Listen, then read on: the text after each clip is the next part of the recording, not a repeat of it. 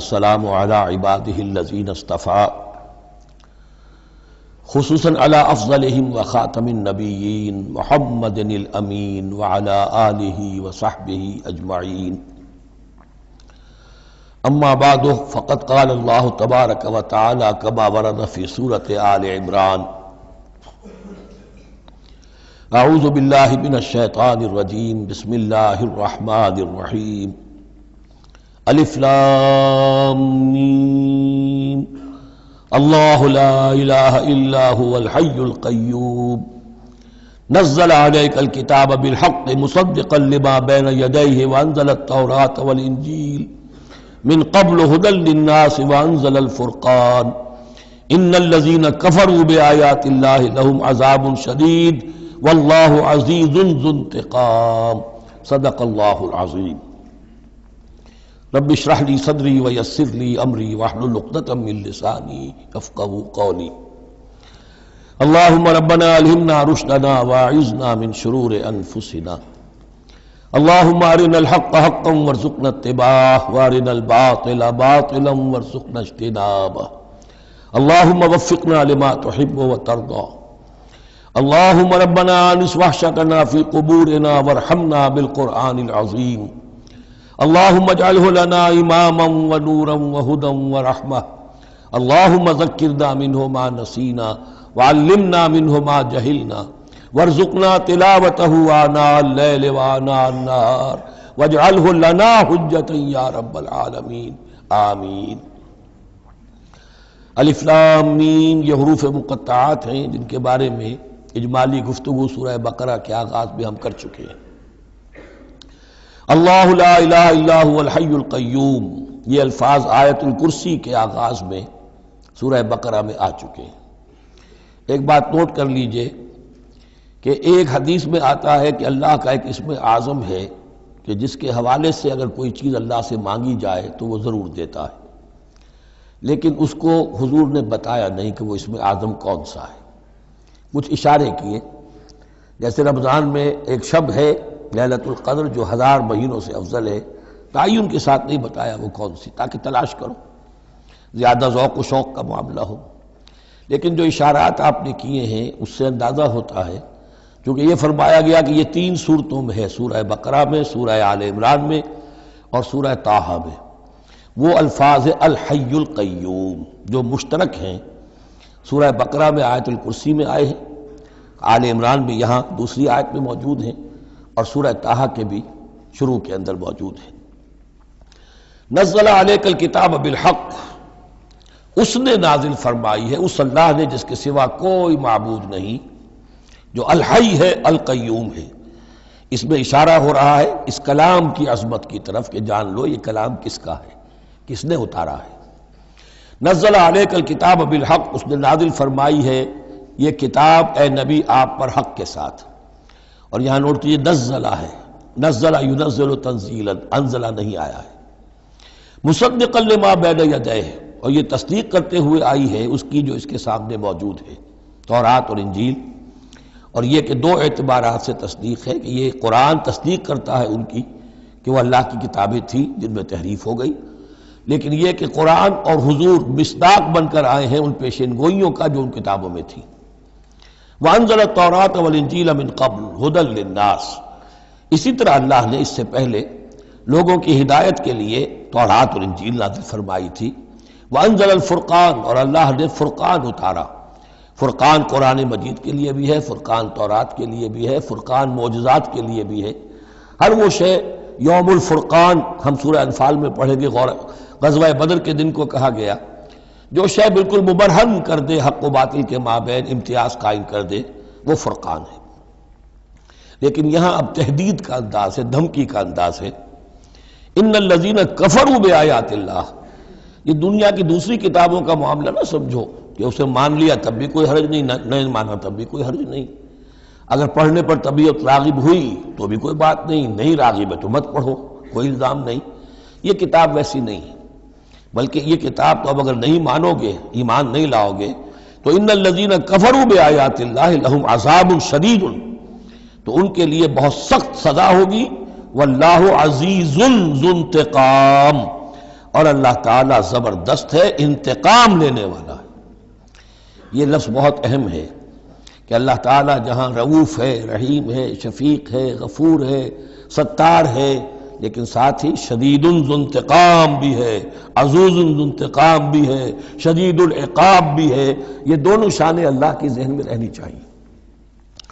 ان اللہ لا یخفی علیہ شیء فی الارض ولا فی السماء، یقیناً اللہ پر کوئی شے مخفی نہیں ہے، نہ آسمان کی نہ زمین کی۔ هو الذی یصورکم فی الارحام کیف یشاء، پہلی چیز اللہ کے علم سے متعلق تھی، اور یہ اللہ کی قدرت سے متعلق ہے۔ وہی ہے کہ جو تمہاری نقشہ کشی کر دیتا ہے، صورت بنا دیتا ہے تمہاری ماؤں کے رحموں میں جیسا چاہتا ہے۔ کسی کے پاس چوائس نہیں ہے کہ وہ اپنا نقشہ خود بنائے۔ لا الہ الا هو العزیز الحکیم، اس کے سوا کوئی معبود نہیں، اور یہ کہ وہی العزیز ہے اور الحکیم ہے۔ هو الذی انزل علیک الکتاب منہ آیات محکمات ہن ام الکتاب واخر متشابہات، وہی ہے جس نے آپ پر یہ کتاب نازل فرمائی۔ کسی کسی جگہ انزلہ کا لفظ بھی آ جاتا ہے، اور یہ ہوتا ہے ردم کے اعتبار سے، کیونکہ قرآن مجید کی اپنی ایک ملکوتی غنا ہے، اس کی ایک موسیقی ہے، ڈیوائن میوزک ہے، تو اس میں جو ردم کے حوالے سے اگر ضرورت ہو تو یہ الفاظ ایک دوسرے کی جگہ آ جائیں گے۔ منہ آیات محکمات، اس میں کچھ آیات تو ہیں محکم، پختہ، حکم جیسا کہ میں نے بتایا، حکمت عقل کی پختگی، محکم آیت، پختہ آیت، جس کا مفہوم بالکل واضح ہو، جس کو ادھر سے ادھر کرنے کی کوئی گنجائش نہ ہو۔ ہن ام الکتاب، اس کتاب کی جڑ اور اساس اور بنیاد وہی ہے۔ وَأُخَرُ متشابہات، اور کچھ متشابہ ہیں کہ جن کا حقیقی اور صحیح مفہوم معین کرنا بہت مشکل ہے، بلکہ عام حالات میں ناممکن ہے۔ یہ میں تفصیل سے تعارف قرآن کے ضمن میں عرض کر چکا ہوں۔ آیات الاحکام جتنی بھی ہیں وہ سب محکم ہیں، یہ کرو یہ نہ کرو، یہ حرام یہ حلال۔ لیکن یہ کہ جو بھی آیات ہیں کہ جن میں بحث ہے عالم غیب سے، اللہ کی ذات و صفات، کیا تصور کریں؟ اللہ کا ہاتھ، اللہ کا چہرہ، اللہ کی کرسی، اللہ کا عرش، کیا تصور کریں؟ اسی طریقے سے فرشتے، عالم غیب کی شیئیں، عالم برزخ قبر میں کیا ہوتا ہے، اسی طرح عالم آخرہ جنت اور دوزخ کی اصل حقیقتیں ہم نہیں سمجھ سکتے، اس میں ہمارے ذہن کے قریب لا کر کچھ باتیں بتا دی گئی ہیں۔ ما لا یدرک کلہ لا یترک کلہ، اجمالی تصور قائم ہو جانا چاہیے، اس کے بغیر تو راستہ سیدھا رہے گا نہیں آدمی کا، لیکن ان کی تفاصیل میں نہیں جانا چاہیے۔ تو دوسرے درجے میں نے آپ کو بتایا تھا کہ کچھ فزیکل فینومینا بھی یہ بھی ایک وقت تک رہے ہیں آیات متشابہات میں سے، لیکن رفتہ رفتہ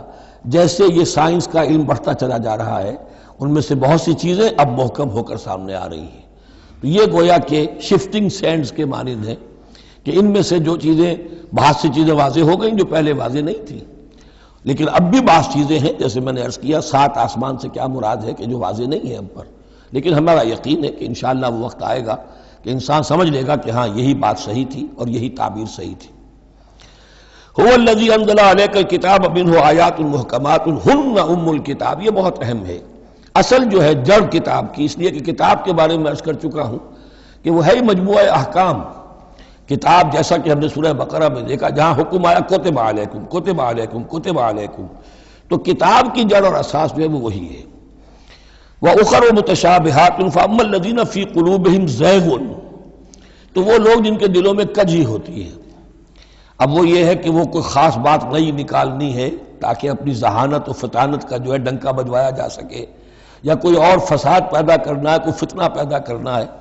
ذہن ٹیڑھا ہو چکا ہے، اب اس ٹیڑھے ذہن کے لیے کوئی دلیل چاہیے قرآن سے، اب وہ متشابہات کے چکر میں لگیں گے، ان کے پیچھے پڑیں گے کہ کسی کے مفہوم کو میں اپنے من پسند مفہوم کی طرف موڑ سکوں۔ فَأَمَّا الَّذِينَ فِي قُلُوبِهِمْ زَيْغٌ فَيَتَّبِعُونَ مَا تَشَابَهَ مِنْهُ، تو وہ لوگ کہ جن کے دلوں میں کجی ہے وہ پیچھے لگتے ہیں ان کے کہ جو متشابہ ہیں، ان میں سے ابتغاء الفتنۃ، یا تو فتنہ اٹھانا چاہتے ہیں فتنے کی تلاش میں، وابتغاء تاویلہ، اور تلاش کرنے کے لیے کہ اس کی اصل حقیقت، اصل منشا، اصل مراد کیا ہے۔ یعنی یہ بھی ہو سکتا ہے کسی کا علمی ذوق ہی ایسا ہو جائے، اور یہ بھی ہو سکتا ہے کہ ایک شخص کی فطرت میں کجی ہو۔ وَمَا يَعْلَمُ تَأْوِيلَهُ إِلَّا اللَّهُ، حالانکہ ان کا حقیقی مفہوم اللہ کے سوا کوئی نہیں جانتا۔ وَالرَّاسِخُونَ فِي الْعِلْمِ يَقُولُونَ، اور جو لوگ علم میں راسخ ہیں، پختہ ہیں، جن کی جڑیں گہری ہو چکی ہیں علم میں،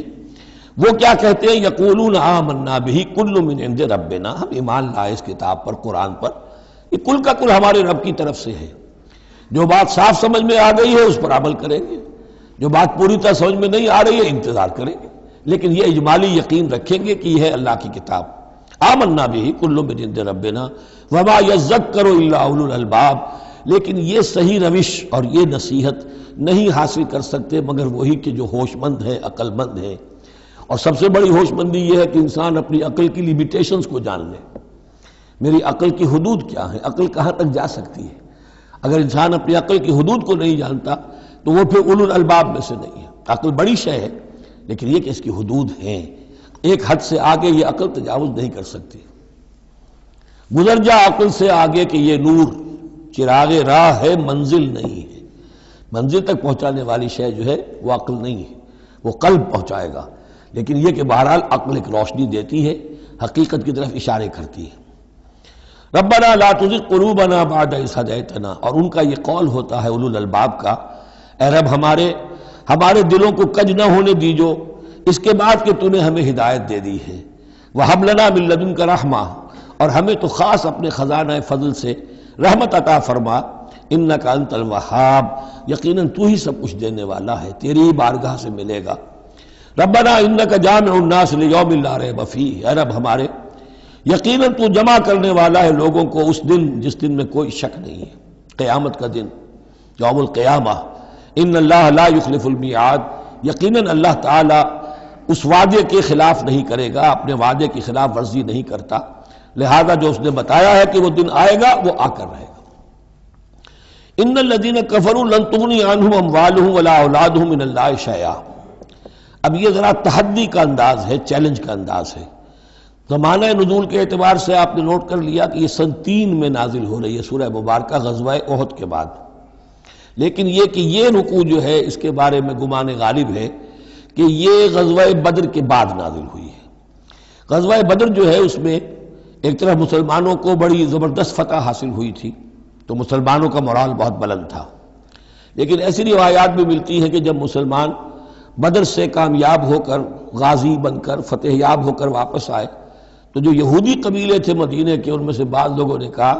کہ مسلمانوں اتنا نہ اتراؤ، یہ کچھ قریش کے ناتجربہ کار چھوکرے تھے جن سے تمہارا مقابلہ پیش آیا ہے، اگر ہم سے کبھی بات اس کا مقابلہ پیش آیا تو معلوم ہوگا، تب دن میں تارے نظر آئیں گے وغیرہ وغیرہ۔ تو اس پس منظر میں یہ الفاظ کہے جا رہے ہیں کہ نہیں، تمام کفار اسی طریقے سے آخر کار زیر ہوں گے اور اللہ کے دین کو غالب ہونا ہے، واللہ غالب علی امرہ ولکن اکثر الناس لا یعلمون۔ ان الذین کفروا لن تغنی عنہم اموالہم ولا اولادہم من اللہ شیئا، یقیناً جن لوگوں نے کفر کی روش اختیار کی ہرگز نہ بچا سکیں گے انہیں، نہ ان کے مال نہ ان کی اولاد اللہ سے کچھ بھی۔ وَأُولَٰئِكَ هُمْ وَقُودُ النَّارِ، اور وہ تو سب کے سب آگ کا ایندھن بنیں گے۔ کداب آل فرعون، تمہاری تو حیثیت ہی کیا ہے، چپندی کا شوربہ۔ آل فرعون کا معاملہ یاد کرو، ان کے ساتھ کیا ہوا تھا، شہنشاہ اور بڑے لاؤ لشکر والا، وفرعون ذی الاوتاد، کداب آل فرعون والذین من قبلہم، اور اسی پر کیا اس سے پہلے ثمود اور عاد جیسی قومیں زبردست جو ہیں اسی جزیرہ نماء عرب میں رہی ہیں، کذبوا بآیاتنا، انہوں نے بھی ہماری آیات کو جھٹلایا تھا، فاخذہم اللہ بذنوبہم، تو اللہ نے پکڑا ان کو ان گناہوں کی پاداش میں، واللہ شدید العقاب، اور اللہ سزا دینے میں بہت سخت ہے۔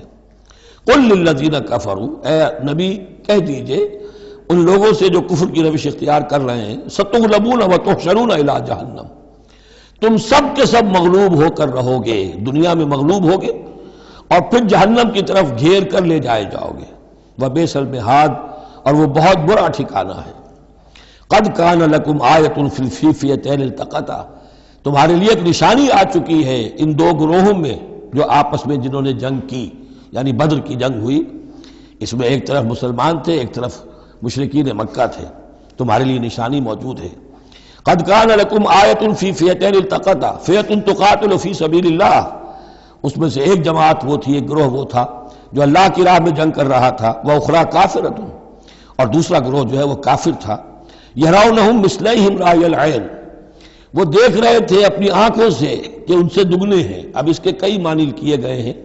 ایک یہ بھی ہے کہ مسلمانوں کو تو کھلا نظر آ رہا تھا کہ ہم سے دگنی فوج ہے، بلکہ 3 گنی تھی۔ بعض روایات میں ایسا بھی آتا ہے کہ اللہ تعالیٰ نے کفار پہ ایسا روب طاری کر دیا تھا غزوہ بدر میں کہ انہیں نظر یہ آ رہا تھا کہ مسلمان ہم سے دگنے ہیں۔ تو ایسا ہو جاتا ہے، انسان کی سماعت اور بصارت پر ایسا اثر ہو جائے، تو اللہ تعالیٰ نے یہ کیا، وہ بھی بعض روایات ہیں۔ واللہ یؤید بنصرہ من یشاء، اور اللہ تائید فرماتا ہے اپنی نصرت سے جس کی چاہتا ہے۔ ان فی ذلک لعبرۃ، اس میں یقیناً ایک عبرت ہے، سبق آموزی ہے، لأولی الابصار،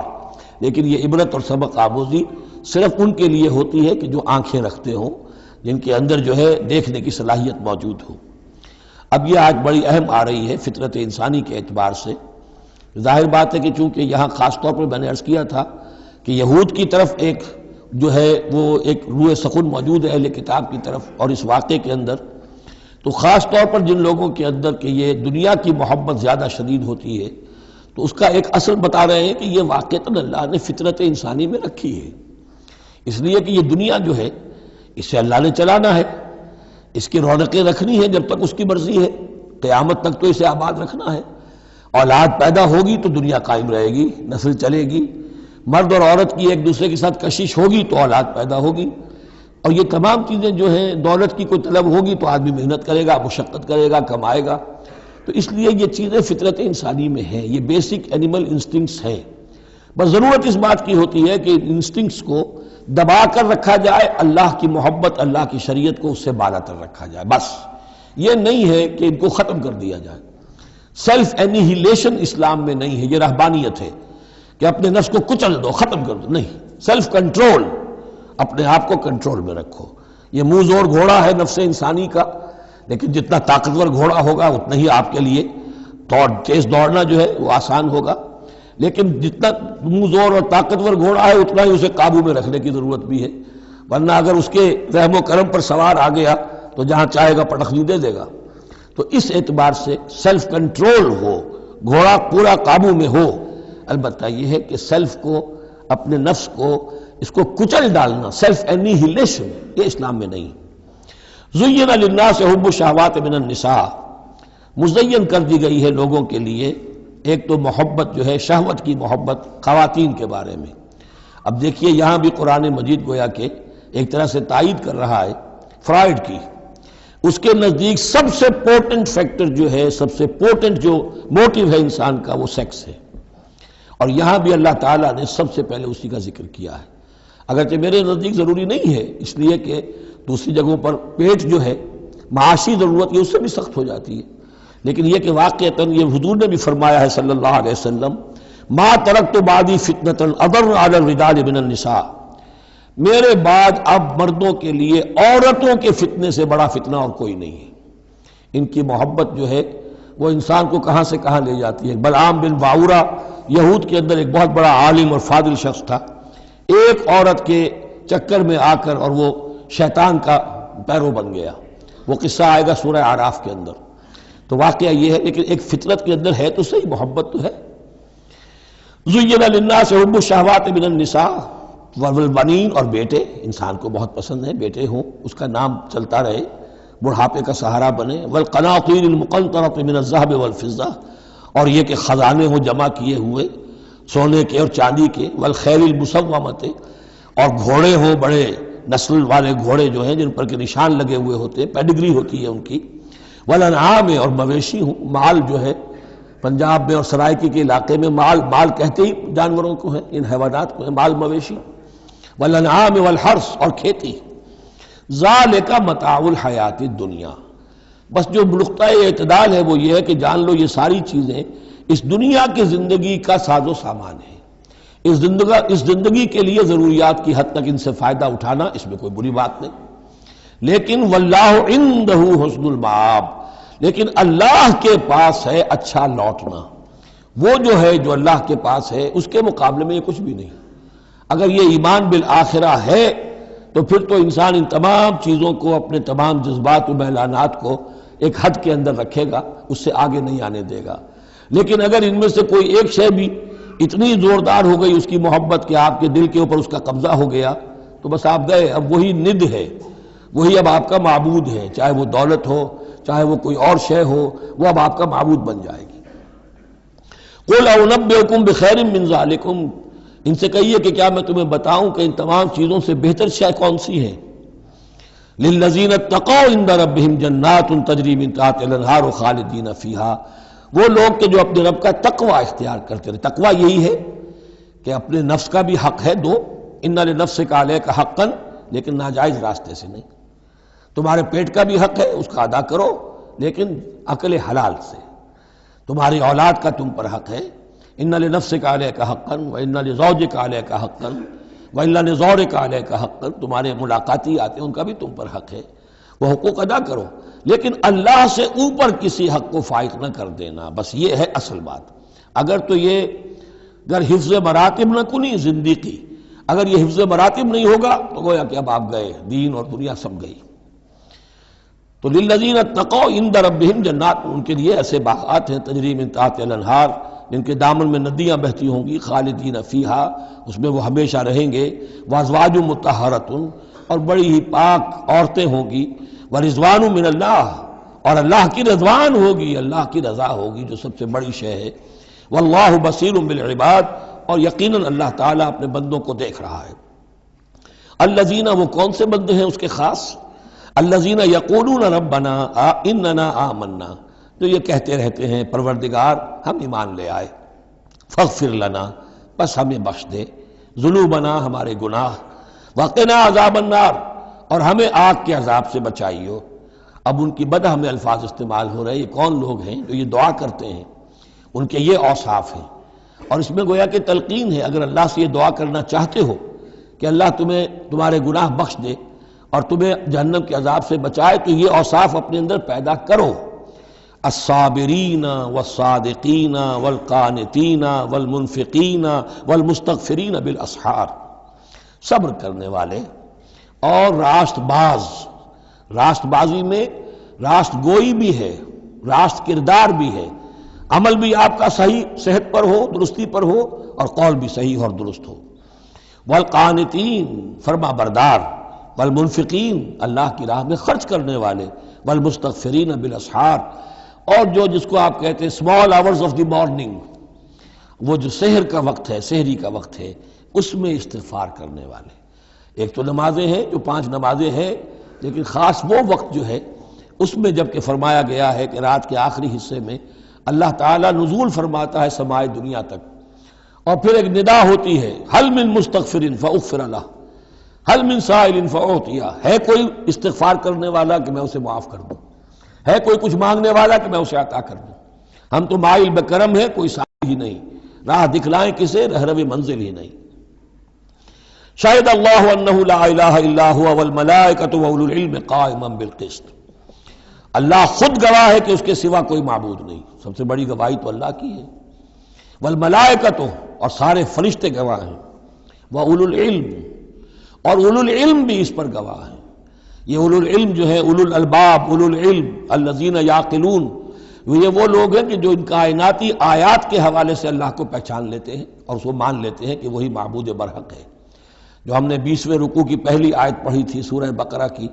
ان فی خلق السماوات والارض واختلاف اللیل والنہار والفلک التی تجری فی البحر بما ینفع الناس، اور یہ تمام بہت سے فینومینا آف دی نیچر بیان کر کے لآیات لقوم یعقلون،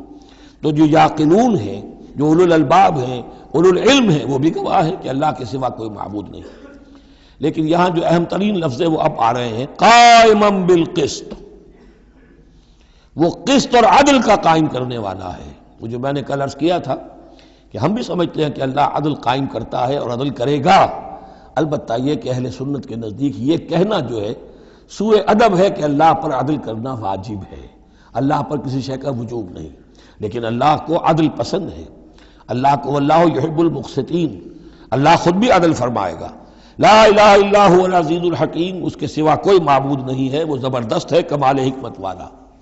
ان الدین عند اللہ الاسلام، دین تو اللہ کے نزدیک پسندیدہ اور اللہ تعالیٰ کے ہاں منظور شدہ دین ایک ہی ہے، وہ الاسلام ہے۔ یہ صورت اس اعتبار سے، اور یہ بھی سورہ بقرہ اور سورہ آل عمران کے حوالے سے آپ سمجھ لیجئے،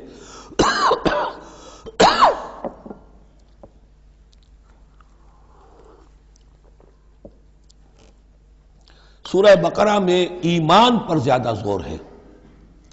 آمن الرسول بما انزل الیہ من ربہ، ایمانیات، شروع میں بھی ایمانیات، درمیان میں آیا بر میں ایمانیات۔ اس سورہ مبارکہ میں اسلام پر زیادہ زور ہے۔ اب ان دونوں میں بھی ایک نسبت ہے خاص، جس کو بے تفصیل میں جانے کا موقع نہیں ہے۔ ان الدین عند اللہ الاسلام، آگے چل کر آیت آئے گی وَمَن يَبْتَغِ غَيْرَ الْإِسْلَامِ دِينًا فَلَن يُقْبَلَ مِنْهُ، اگر کوئی شخص اسلام کے سوا کسی دین کو قبول کرے گا وہ اس کی جانب اللہ کے ہاں منظور نہیں ہوگا۔ وَمَا اخْتَلَفَ الَّذِينَ أُوتُوا الْكِتَابَ إِلَّا مِن بَعْدِ مَا جَاءَهُمُ الْعِلْمُ بَغْيًا بَيْنَهُمْ، یہ اسلام ہمیشہ سے چلا آ رہا ہے، حضرت آدم سے اسلام چلا آ رہا ہے۔ یہ وہی آیات جو تھی آیت الاختلاف، اس کا گویا کہ خلاصہ آ گیا۔ اور جن لوگوں نے اختلاف کیا ہے، یہ پگڈنڈیاں نکالی ہیں، غلط راستوں پر مڑ گئے ہیں، تو یہ اس کے بعد کہ ان کے پاس علم آ چکا تھا، اور اصل سبب بغیم بینہم، ضدم ضدہ، دی ارج ٹو ڈومینیٹ۔ ومن یکفر بآیات اللہ،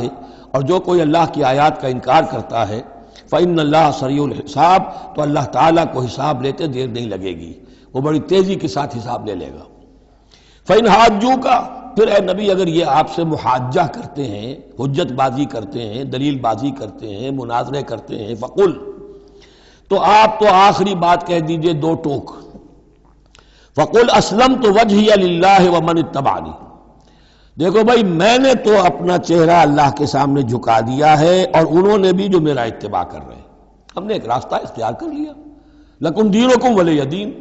ہمارا یہ راستہ، تم جدھر جانا چاہتے ہو جاؤ، جس پگڈنڈی پر مڑنا چاہتے ہو چلے جاؤ، جس کھائی میں گرنا چاہتے ہو جاؤ، دفع ہو جاؤ۔ فقل اسلمت وجہی للہ ومن اتبعنی وقل للذین اوتوا الکتاب والامیین، اور اے نبی کہہ دیجئے ان دونوں سے، ان سے بھی کہ جنہیں کتاب دی گئی تھی پہلے، یعنی یہود اور نصارہ، والامیین، اور ان سے بھی کہہ دیجئے کہ جو مشرکین عرب ہیں ابھی بقی عرب میں، اسلمتم، تم بھی اسلام لاتے ہو یا نہیں، تابع ہوتے ہو کہ نہیں، اللہ کے سپرد اپنے آپ کو کرتے ہو کہ نہیں، فَإِنْ أَسْلَمُوا فَقَدِ اهْتَدَوْا، اگر وہ بھی اسی طریقے سے اسلام لے آئیں تو ہدایت پر ہو جائیں گے۔ وَإِن تَوَلَّوْا فَإِنَّمَا عَلَيْكَ الْبَلَاغُ، پھر اگر وہ رخ پھیر لیں، منہ موڑ لیں، تو اے نبی آپ پر کوئی ذمہ داری نہیں ہے سوائے پہنچا دینے کی۔ اعلیٰ کو یہاں پھر پہچان، انما علیک البلاغ، آپ کے ذمہ ہے پہنچا دینا، آپ نے ہمارا پیغام پہنچا دیا، ہماری دعوت ان تک پہنچا دی، ہماری آیات انہیں پڑھ کر سنا دی، اب آگے چوائس ان کا ہے، آپ پر ذمہ داری نہیں ہے کہ یہ لوگ ایمان کیوں نہیں لائے۔ وَلَا تُسْأَلُ عَنْ أَصْحَابِ الْجَحِيمِ، یہ سورہ بقرہ میں ہم پڑھائے ہیں۔ واللہ بصیر بالعباد، باقی اللہ تعالیٰ اپنے بندوں کو دیکھ رہا ہے، وہ ان سے حساب کتاب کر لے گا، وہ معاملہ اس کا ان سے نبٹ لے گا، آپ کے ذمہ جو فرض تھا آپ اس فرض کو ادا کرتے رہیے۔ ان الذین یکفرون بآیات اللہ ویقتلون النبیین بغیر حق،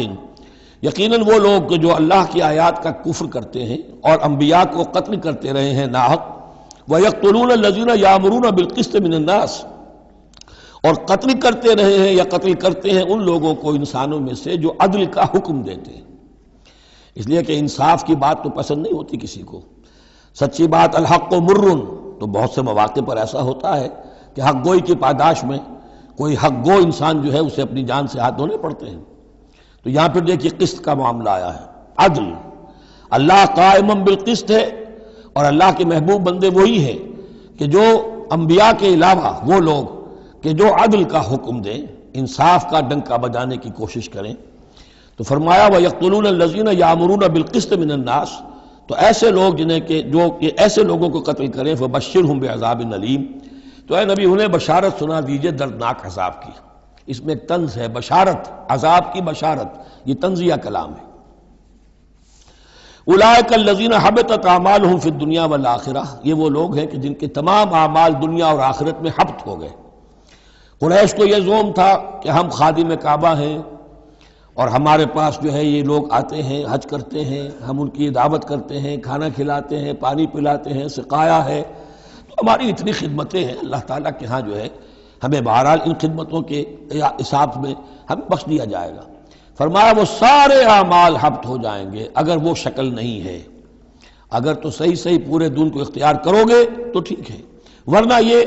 کہ اولئک الذین حبطت اعمالہم فی الدنیا والآخرہ، بڑے سے بڑے چیریٹی کے کام کیے ہوں، چیریٹیبل انسٹیٹیوشنز قائم کر دی ہوں، کوئی حیثیت نہیں رکھتی اللہ کے نگاہ میں، وما لہم من ناصرین، اور ان کا پھر کوئی مددگار نہیں ہوگا۔ الم تر الی الذین اوتوا نصیبا من الکتاب، کیا تم نے غور نہیں کیا ان لوگوں کی حالت پر جنہیں کتاب کا ایک حصہ دیا گیا تھا؟ اوتو مجہول کا صیغہ، یہ جیسا کہ میں نے عرض کیا جہاں کوئی مذمت کا پہلو ہوتا ہے تو اس میں یہ مجہول کا صیغہ آتا ہے، جنہیں کتاب کا ایک حصہ دیا گیا تھا، یدعون الی کتاب اللہ لیحکم بینہم، اب انہیں بلایا جاتا ہے اللہ کی کتاب کی طرف کہ وہ ان کے مابین فیصلہ کرے، ثم یتولی فریق منہم وہم معرضون، پھر ان میں سے ایک گروہ جو ہے پیٹھ موڑ لیتا ہے اعراض کرتے ہوئے، یعنی یہ کہ مانتے بھی ہیں کتاب کو لیکن اس کے فیصلے کو تسلیم کرنے کے لیے تیار نہیں۔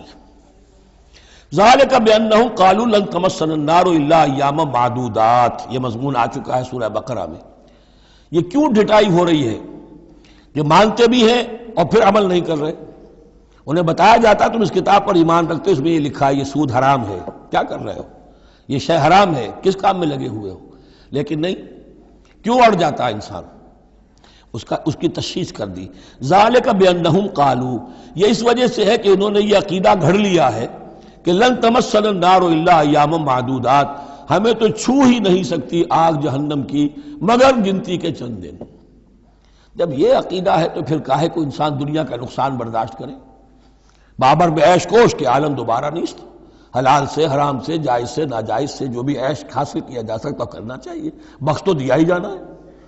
یہ عقیدہ ہے کہ جو در حقیقت ایمان بالآخرت کی نفی کر دیتا ہے۔ وَغَرَّهُمْ فِي دِينِهِمْ مَا كَانُوا يَفْتَرُونَ، اور انہیں دھوکے میں مبتلا کر دیا ہے ان کے دین نے، ان چیزوں نے دین کے معاملے میں دھوکے میں ڈال دیا جو انہوں نے افترا کر لیے، گھڑ لیے۔ اللہ نے تو کوئی ضمانت نہیں دی تھی، نہ لاؤ تورات لاؤ انجیل لاؤ، کہیں ضمانت نہیں ہے، یہ تو تمہارا من گھڑت عقیدہ ہے، اور اسی کی وجہ سے دین کے اندر تم اب بد دین یا بے دین ہو گئے ہو۔ فَكَيْفَ إِذَا جَمَعْنَاهُمْ لِيَوْمٍ لَا رَيْبَ فِيهِ، تو کیا حال ہوگا اس دن؟ اس وقت تو یہ بڑھ چڑھ کر باتیں بنا رہے ہیں، زبان درازیاں کر رہے ہیں، کیا ہوگا اس دن جب کہ ہم انہیں جمع کریں گے لِيَوْمٍ لَا رَيْبَ فِيهِ، اس دن جس دن کے بارے میں کوئی شک نہیں، وَوُفِّيَتْ كُلُّ نَفْسٍ مَا كَسَبَتْ، اور پھر ہر ذی نفس کو، ہر جان کو، ہر انسان کو پورا دے دیا جائے گا جو کچھ اس نے کمائی کی ہوگی، وَهُمْ لَا يُظْلَمُونَ، اور ان پر کوئی زیادتی نہیں ہوگی۔ اب اس کے بعد پھر ایک بڑی عظیم دعا آ رہی ہے، اس سورہ مبارکہ میں دعائیں بہت ہیں، یہ بھی بہت عظیم دعا ہے، اور یہ تو باقاعدہ تلقین کر کے کہا گیا ہے۔ کہیں تو ایسا ہوتا ہے لوگ ایسے دعا کرتے ہیں، یہاں ہے قل اللہم مالک الملک، کہو اے اللہ جو تمام بادشاہت کا مالک ہے، مالک الملک ہے، کل ملک اس کے اختیار میں ہے، تؤتی الملک من تشاء، تو حکومت اور اختیار دیتا ہے جس کو چاہتا ہے، وتنزع الملک ممن تشاء، اور سلطنت چھین لیتا ہے جس سے چاہتا ہے، وتعز من تشاء، اور تو عزت دیتا ہے جس کو چاہتا ہے، وتذل من تشاء، اور تو ذلیل کر دیتا ہے جس کو چاہے، بیدک الخیر، تیرے ہاتھ میں سب خوبی ہے۔ اس کے دونوں معنی ہیں، کل خیر خوبی تیرے ہاتھ میں ہے، دوسرے تیرے ہاتھ میں خیر ہی خیر ہے۔ بسا اوقات انسان جسے اپنے لیے شر سمجھ بیٹھتا ہے وہ بھی اس کے لیے خیر ہوتا ہے۔ آسان تحبوا شیئا وہو شر لکم وآسان تکرہوا شیئا وہو خیر لکم، انک علی کل شیء قدیر، یقیناً تو ہر چیز پر قادر ہے۔ تولج اللیل فی النہار، تو رات کو لے آتا ہے دن میں پرو کر، وتولج النہار فی اللیل، اور پھر دن کو نکال لاتا ہے رات میں سے پرو کر، وتخرج الحی من المیت، اور تو نکالتا ہے زندہ کو مردہ سے، وتخرج المیت من الحی، اور تو نکالتا ہے مردہ کو زندہ سے۔ اس کی بہترین مثال مرغی اور انڈا، مرغی میں جان نہیں ہے لیکن اسی میں سے چوزہ برآمد ہوتا ہے، زندہ ہے، اور وہ مرغی جو ہے وہی انڈا دے رہی ہے، تو گویا کہ اللہ تعالیٰ کے ہاں وہ چیز چل رہی ہے، تخرج الحی من المیت وتخرج المیت من الحی وترزق من تشاء بغیر حساب، اور تو دیتا ہے جس کو چاہتا ہے بے حد و حساب۔ لا يتخذ المؤمنون الکافرین اولیاء من دون المؤمنین، اہل ایمان نہ بنائیں اپنے دوست کافروں کو، اولیاء ایسا دوست جو قلبی دوست ہو، جو رازدار بھی ہو جاتے ہیں، پشت پناہ بھی ایک دوسرے کے سمجھے جاتے ہیں، یہ تعلق کفار کے ساتھ اختیار کرنے کی اجازت نہیں ہے۔ ایک اچھا رویہ ہو، ظاہری مدارات ہوں، آپ ان سے اچھے کلچرڈ طریقے پر بات کریں، تہذیب کے ساتھ، یہ اور بات ہے، لیکن دلی محبت، قلبی رشتہ، جذباتی تعلق، ان کی ایک ایسے باہمی مدد کا ایک رشتہ قائم کر لینا، پشت پناہ ہونے کا رشتہ بنا لینا، اس کی اجازت نہیں ہے۔ لا يتخذ المؤمنون الکافرین اولیاء من دون المؤمنین، اہل ایمان کو چھوڑ کر ان کے ساتھ یہ رشتہ قائم کرنا اللہ کو پسند نہیں۔ ومن یفعل ذلک فلیس من اللہ فی شیء، اور جو کوئی بھی یہ حرکت کرے گا پھر اس کا اللہ کے ہاں کوئی مقام نہیں ہوگا، کوئی رشتہ اللہ کا پھر اس کے ساتھ نہیں رہے گا۔ اللہ کے دشمنوں کے ساتھ تمہاری دوستی ہے تو ظاہر بات ہے کہ پھر اللہ کے ساتھ تمہارا کوئی تعلق نہیں رہا۔ الا ان تتقوا منہم تقا، سوائے یہ کہ تم ان سے بچاؤ کرنا چاہو، بچاؤ کے لیے۔ بعض اوقات ایسے حالات ہوتے ہیں کہ کھلے مقابلے کا بھی موقع نہیں ہے، تو آپ طرح دے رہے ہیں، آپ وقت جو ہے یو آر بائنگ ٹائم، تو اس میں کوئی ظاہری خاطر مدارات کا مسئلہ بھی ہو جائے تو کوئی حرج نہیں ہے، لیکن یہ کہ مستقل واقعی قلبی محبت قائم کر لینا یہ جائز نہیں ہے۔ ویسے یہ کہ اسی پھر آیت کے اسی الفاظ کو ہمارے ہاں اہل تشیع نے تقیہ کی جڑ بنا دیا ہے،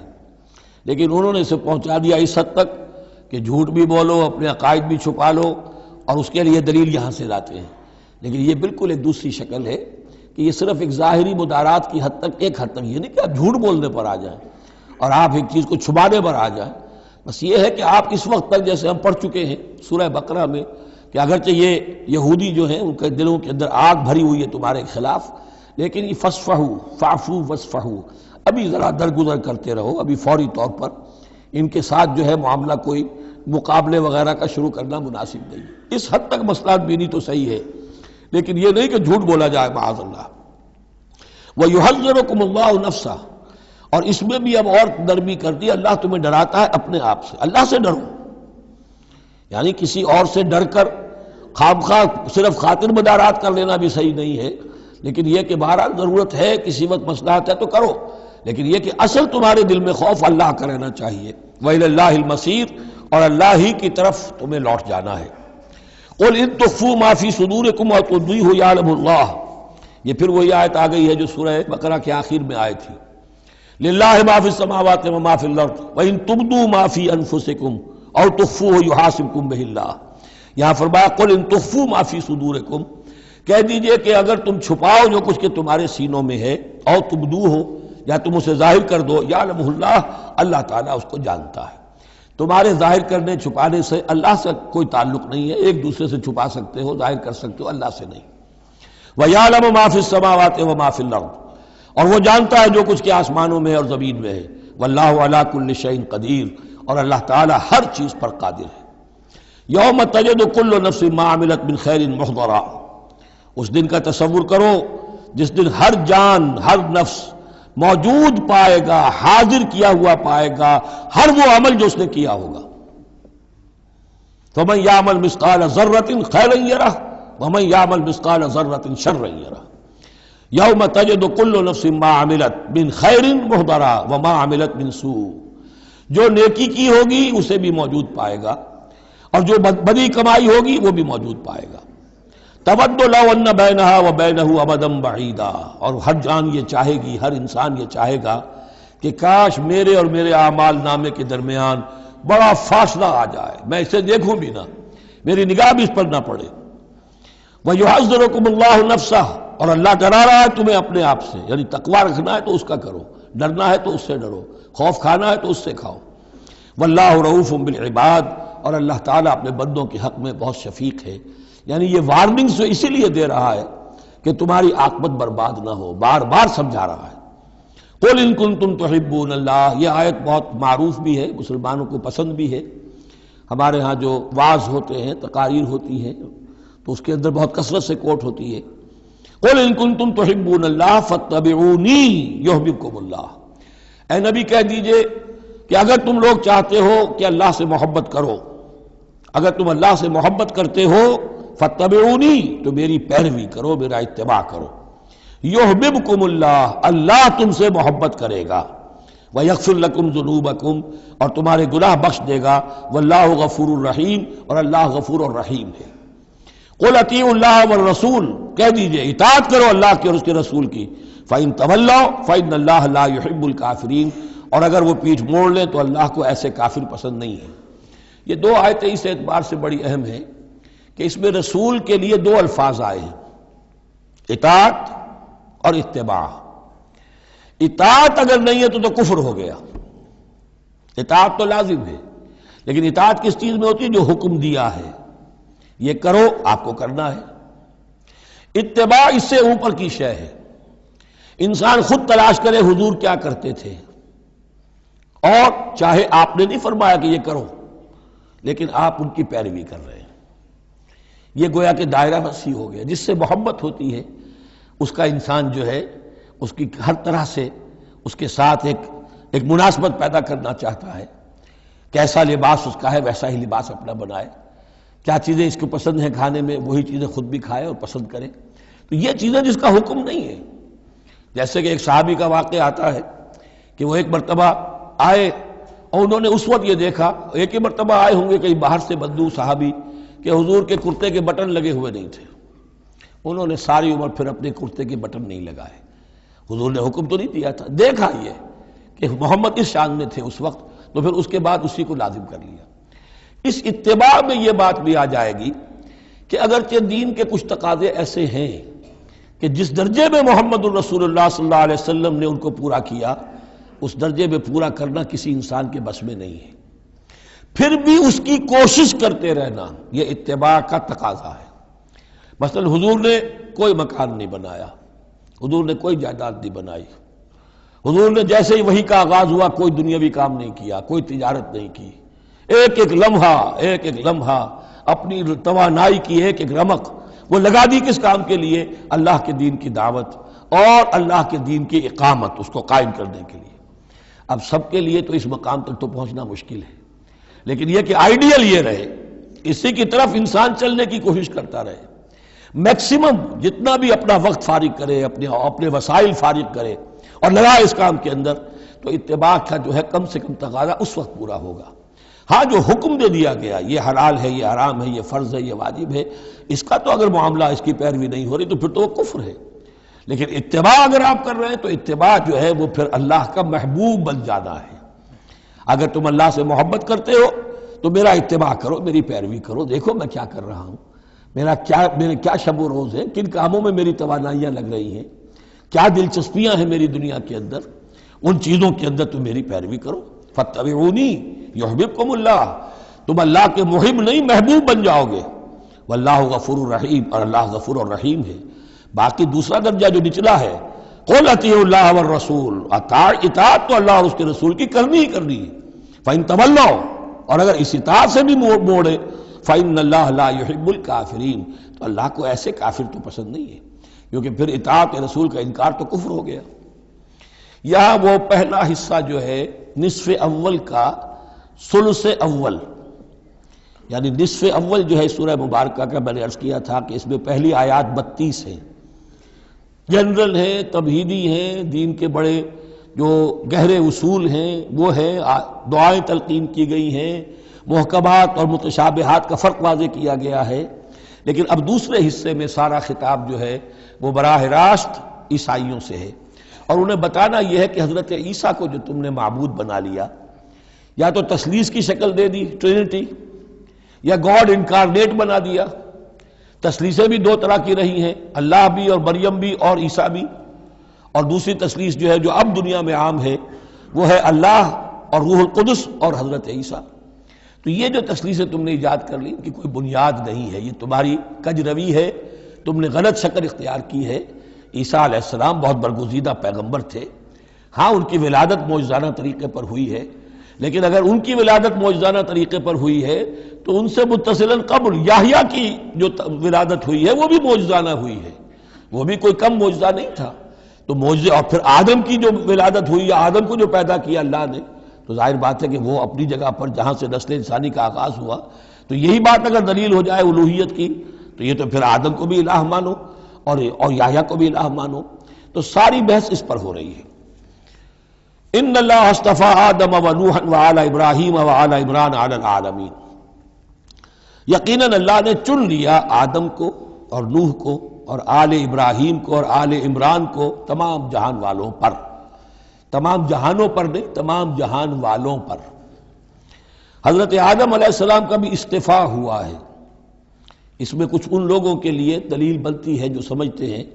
کہ جو تخلیق آدم ہے اس میں پہلے کوئی سپیشیز وجود میں آئی تھی، اور اس سپیشیز، اس نوع کے ایک فرد کو اللہ نے چن کر اس میں پھر اپنی روح پھونکی ہے تو وہ آدم بن گئے، تو وہ بھی سلیکٹڈ تھے۔ استفاء کے معنی ہوتا ہے کسی میں سے چن لینا، بہرحال ایک عام معنی بھی ہو جاتے ہیں، پسند کر لینے کے معنی بھی ہو سکتے ہیں۔ ان اللہ اصطفیٰ آدم و نوحا، اور پھر نوح کو پسند کیا، آل ابراہیم، ابراہیم کے گھر کو، ان کے خاندان کو، و آل عمران، عمران جو ہے بنی اسرائیل کی تاریخ میں دو عظیم شخصیتوں کے نام ہیں، ایک تو حضرت موسیٰ کے والد کا نام بھی عمران تھا،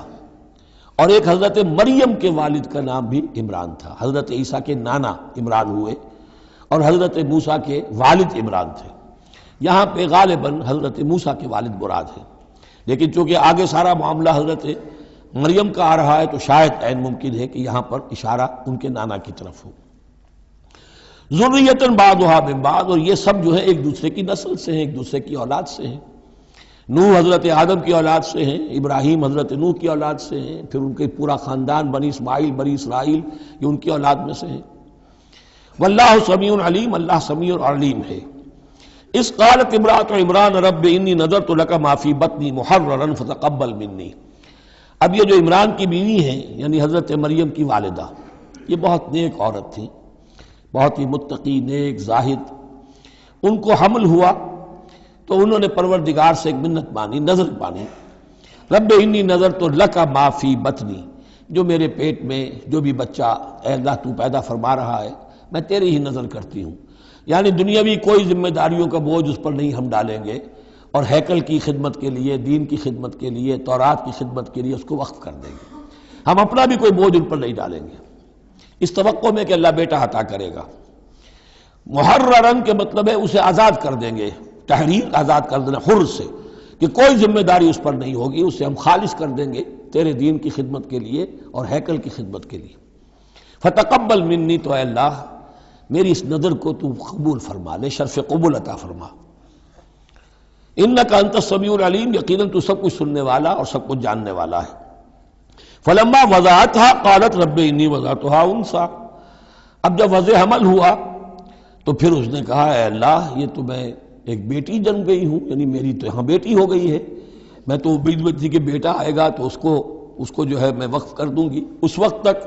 ہیکل کے خادموں میں کسی خاتون کو، لڑکی کو قبول نہیں کیا جاتا تھا۔ واللہ عالم بما وضعت،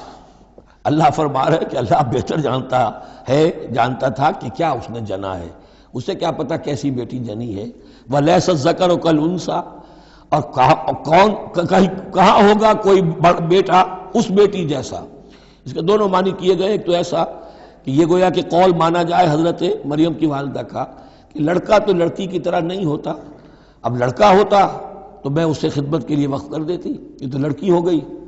اور ایک یہ بھی ہے کہ اللہ کی طرف سے اس کو مانا جائے واللہ عالم بما وضعت ولیس الذکر کالانثی، کوئی بیٹا ایسا ہو ہی نہیں سکتا جیسی بیٹی تمہیں دی ہے۔ وَإِنِّي سَمَّيْتُهَا مریم، اور وہی اب ان کا کلام شروع ہوا ان کی والدہ کا مریم کی، میں نے اس کا نام مریم رکھا ہے۔ وَإِنِّي أُعِيذُهَا بِكَ،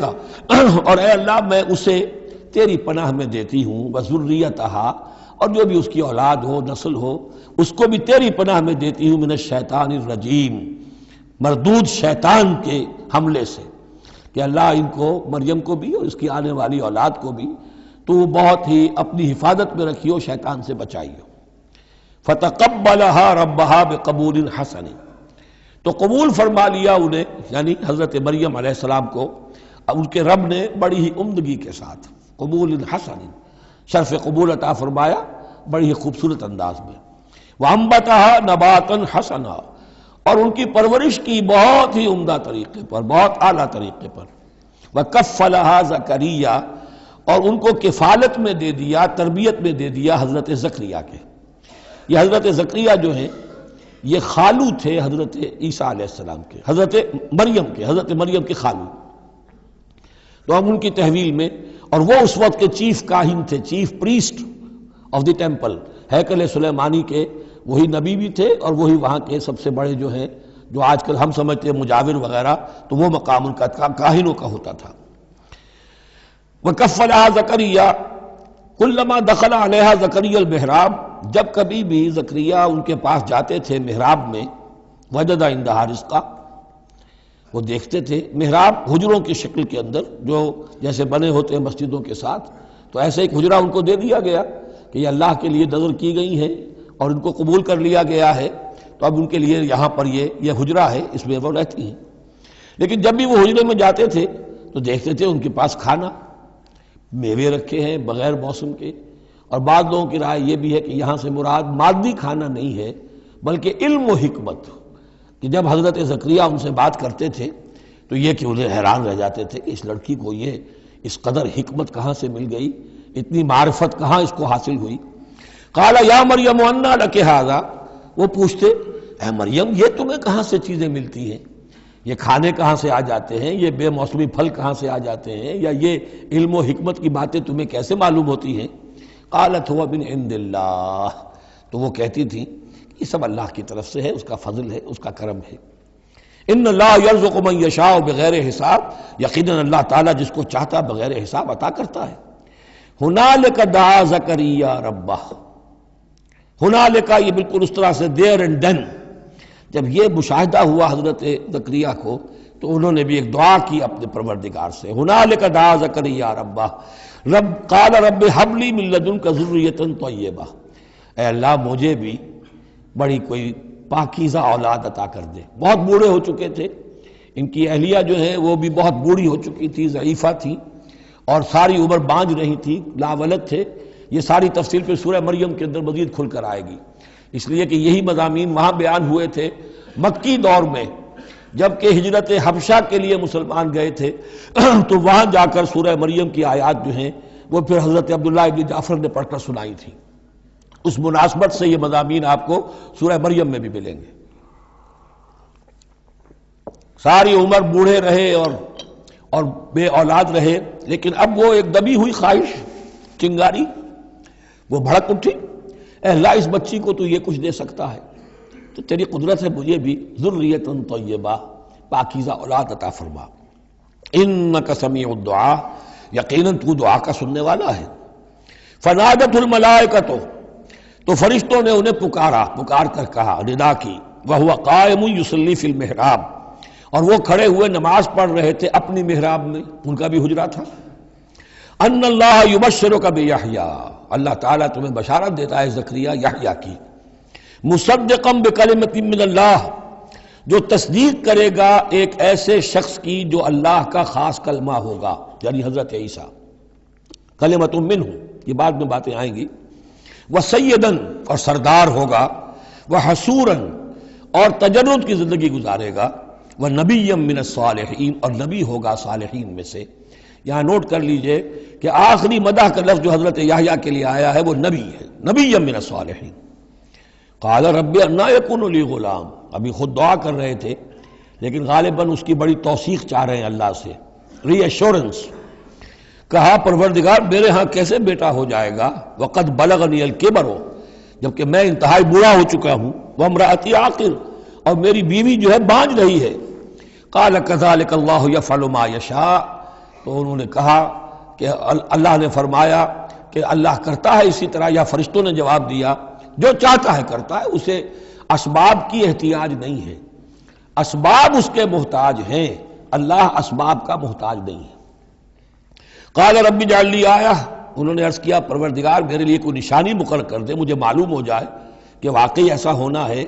اور واقعی یہ کلام جو میں سن رہا ہوں تیری طرف سے ہے۔ قال آیتک الا تکلم الناس ثلاثۃ ایام الا رمزا، اللہ نے فرمایا کہ اب نشانی یہ ہے تمہارے لیے کہ اب 3 دن تک تم لوگوں سے گفتگو نہیں کر سکو گے سوائے اشارے کنائے کے، یعنی قوت گویائی سلب ہو گئی ان کی، اب وہ بول نہیں سکتے تھے 3 دن تک۔ وَاذْكُرْ رَبَّكَ كَثِيرًا، اپنے دل میں اپنے رب کو یاد کرتے رہو کثرت کے ساتھ۔ وَسَبِّحْ بِالْعَشِيِّ وَالْإِبْكَارِ، اور تسبیح کیا کرو شام کے وقت بھی اور صبح کے وقت بھی۔ وَإِذْ قَالَتِ الْمَلَائِكَةُ يَا مَرْيَمُ إِنَّ اللَّهَ اصْطَفَاكِ، اب دیکھیے یہ حضرت زکریا اور حضرت یحییٰ کا قصہ آ گیا کہ بانجھ بوڑھی عورت کے بطن سے شدید ضعیفی کی عمر میں حضرت زکریا کو اللہ نے یحییٰ جیسا بیٹا دے دیا، تو کیا یہ عام قانون کے مطابق ہے؟ یہ بھی تو معجزہ تھا۔ اسی طریقے سے اس سے ذرا بڑھ کر ایک معجزہ ہے کہ جو حضرت مسیح کا ہے کہ وہاں باپ کا معاملہ نہیں ہے۔ فرمایا وَإِذْ قَالَتِ الْمَلَائِكَةُ يَا مَرْيَمُ، اور یاد کرو جب کہ کہا فرشتوں نے اے مریم،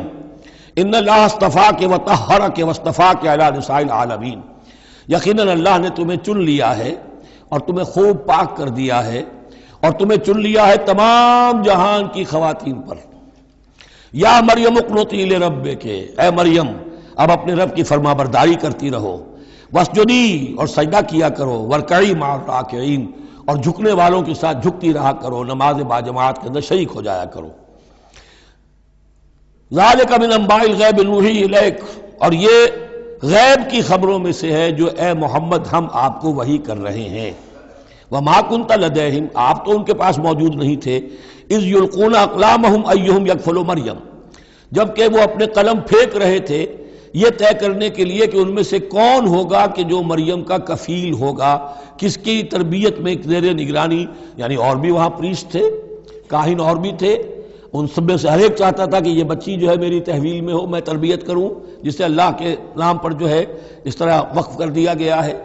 لیکن یہ کہ جب وہ اس طریقے سے اپنے قلم پھینک کر کچھ ایسے ہوتا ہے کوئی ذائچہ نکالنا یا کسی طرح کا معاملہ تو طے کر رہے تھے، اس میں اللہ نے حضرت زکریا کا نام نکال دیا تھا۔ تو اے نبی اس وقت تو آپ تو وہاں نہیں تھے، وما کنت لدیہم اذ یختصمون، اور نہ آپ اس وقت تھے جبکہ وہ آپس میں جھگڑ رہے تھے۔ اذ قالت الملائکۃ یا مریم ان اللہ یبشرک بکلمۃ منہ، اب یاد کرو جب کہ کہا فرشتوں نے اللہ سے، کہ فرشتوں نے مریم سے کہ یقیناً اللہ تعالیٰ تمہیں بشارت دے رہا ہے ایک ایسی ہستی کی جو خاص کلمہ ہوگا اس کی جانب سے، اسمہ المسیح عیسی ابن مریم، اس کا نام ہوگا المسیح عیسیٰ مریم کا بیٹا، وجیہاً فی الدنیا والآخرہ، باعزت ہوگا، مرتبے والا ہوگا دنیا میں بھی اور آخرت میں بھی، ومن المقربین، اور بہت ہی اللہ کے مقربین بارگاہ میں سے ہوگا، بہت مقرب، وَيُكَلِّمُ النَّاسُ فِي الْمَهْدِ وَكَهْلًا، اور وہ لوگوں سے گفتگو کرے گا گود میں بھی اور پوری عمر کا ہو کر بھی۔ کہولت 40 برس کے بعد آتی ہے، اور حضرت مسیح اٹھا لیے گئے، رفع سماوی ہوا 33 برس کی عمر میں، گویا کہ اس آیت کا تقاضا ابھی پورا نہیں ہوا ہے، اور اس سے اندازہ کر لیجیے اس کے کہنے کی ضرورت کیا تھی، پوری عمر کو پہنچ کر تو سبھی بولتے ہیں، اس کا اشارہ کیوں کیا گیا یہاں؟ اس لیے کہ ہمیں معلوم ہو جائے کہ حضرت مسیح پر ابھی موت واقع نہیں ہوئی ہے، بلکہ وہ واپس آئیں گے دنیا میں، دوبارہ اتریں گے، پھر ان کی وہ عمر بھی ہوگی، پھر وہ شادی بھی کریں گے، ان کی اولاد بھی ہوگی، اور ان کے ذریعے سے اللہ تعالیٰ یہ نظام خلافت علی منہاج النبوت کو پوری دنیا میں قائم کرے گا۔ وَيُكَلِّمُ النَّاسَ فِي الْمَهْدِ وَكَهْلًا، اور وہ گفتگو کرے گا لوگوں سے اپنے گود میں بھی، تمہاری گود میں بھی، پگھوڑے میں بھی، اور بڑی پوری عمر کا ہو کر بھی، وَمِنَ الصَّالِحِينَ، اور یقیناً وہ بھی بہت ہی ہمارے نیکوکار بندوں میں سے ہوگا۔ قالت رب انا یکون لی ولد، حضرت مریم سلام علیہا نے بھی وہی جو ہے بات واضح کی، اے اللہ میرے اولاد کیسے ہو جائے گی، ولم یمسسنی بشر، مجھے تو کسی مرد نے ہاتھ تک نہیں لگایا۔ قال کذالک اللہ یخلق ما یشاء، فرمایا اسی طرح اللہ تعالیٰ فرماتا جو چاہتا ہے، اس کو ضرورت نہیں ہے، ٹھیک ہے عام ولادت انسانوں کی اسی طرح ہوتی ہے، باپ کا بھی حصہ ہے، ماں کا بھی حصہ ہے، لیکن یہ کہ اللہ تعالیٰ کے لیے کسی بھی شے کی ضرورت نہیں ہے، وہ محتاج نہیں ہے ان اسباب اور وسائل و ذرائع کا، اور جو چاہے کرتا ہے۔ قال کذالک اللہ یخلق ما یشاء اذا قضى امرا فانما يقول له كن فيكون، وہ تو جب کسی شے کا فیصلہ کر لیتا ہے تو بس وہ کہتا ہے ہو جا اور وہ ہو جاتی ہے۔ وَيُعَلِّمُهُ الْكِتَابَ وَالْحِكْمَةَ، اور وہ اللہ تعالیٰ اسے سکھائے گا کتاب بھی اور حکمت بھی، والتوراۃ والانجیل، اور تورات بھی اور انجیل بھی، وَرَسُولًا إِلَىٰ بَنِي إِسرائیل، اور وہ رسول بن کر آئیں گے اسرائیل کی طرف۔ اب یہ جو دو کنٹمپریریز ہیں ان کو نوٹ کر لیجئے کہ حضرت یحییٰ کے بارے میں نبیم من الصالحین پر آ کر بات ختم ہو گئی، اور حضرت عیسیٰ کے بارے میں رسولاً الی بنی اسرائیل، بنی اسرائیل کی طرف رسول ہو کر آئیں گے۔ حضرت یحییٰ صرف نبی تھے، اسی لیے وہ قتل بھی کر دیے گئے۔ حضرت عیسیٰ رسول تھے، رسول قتل نہیں ہو سکتے، اسی لیے ان کو زندہ آسمان پر اٹھا لیا گیا۔ یہ بہت اہم مضمون ہے کہ جو یہاں بھی آپ کو سمجھ لینا چاہیے۔ اس کے بعد ان کے بعد معجزات کا تذکرہ ہے، وہ انشاءاللہ اب اگلی نشست میں پڑھیں گے۔ بارک اللہ لی و لکم فی القرآن العظیم ونفعنی وإیاکم بالآیات والذکر